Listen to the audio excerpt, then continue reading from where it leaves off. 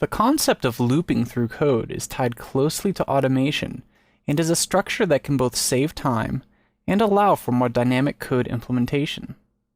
This lesson will examine different looping structures within AS3 and provide some examples of times you may wish to implement them. So we can see this example file here, and right away we're declaring a private variable flash array and typing that to an array. One of the useful things about arrays, since they are index-based, they're very easy to loop through and automate. In our constructor function, we're calling two other functions. First one is build structures, which is going to build the array for us.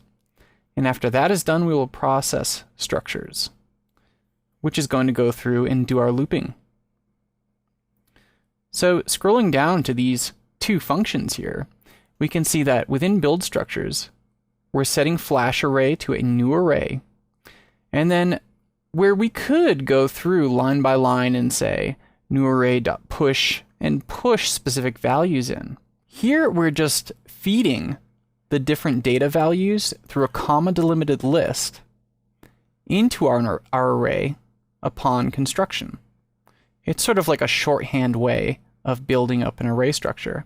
And you can see we're using basic Flash platform runtimes and tools and servers and so forth here. You can put whatever you want in. Going down to process structures, we're going to trace out basically a header that just says Adobe Flash. And then we're going to loop through each index in our array. And the way we're doing that is through a for loop here. So we declare for, and then within these parentheses, we set up a new variable. And this variable can be anything we want. Normally, though, if you're going over indexes, you're going to use I for your variable. We're going to data type this to an integer that is initially set to 0. So our for loop takes 3 different parameters, and these are all separated by semicolon. So after this first one, we use a semicolon, and then we have to put in a conditional.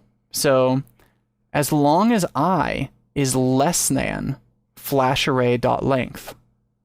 So flasharray.length, length is a property of an array, which says how many indexes there are in the array.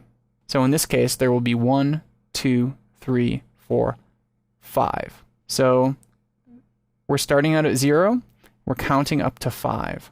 So as long as there are still items within that array, this loop will continue looping through the items. So another semicolon, and then the last bit is what we do upon each loop. In this case, we're just going to increment our variable I. And here we use a operator ++. This operator is basically going to add 1 to whatever I is. So we'll start out at 0, loop will go by, it'll be 1, another loop, 2, 3, 4, until it gets to flasharray.length, at which point the loop will stop because all the conditions have been met. So all we're doing in here is just tracing out flash array and tracing a dynamic index. That index mapped to I, which is our variable for the loop. So the first time the loop executes, it's going to grab everything at position 0, and each subsequent loop is going to get 1, 2, 3, 4, and so forth. And we'll trace those out. So let's debug this and see how it works. Okay, and you see how fast that was. So basically it spit out Adobe Flash and then looped through every item within our array and spit them out subsequently here. So you can see how this might be very useful when you're looping over certain things, especially if you're looping over things to introspect values, compare values. So you can also use this in gaming. For instance, if you're doing some hit detection and trying to see if one object is overlapping another, basically the idea is you're going through the loop and then comparing different things. Of course, here we're not really comparing things, we're just spitting out data, which can also be useful inside enterprise applications, where you're bringing data back from a database and it need to represent it on the screen visually somehow. And there are actually a few other types of loops here. So there's the basic for loop, that we just went over. And there are also things like while loops.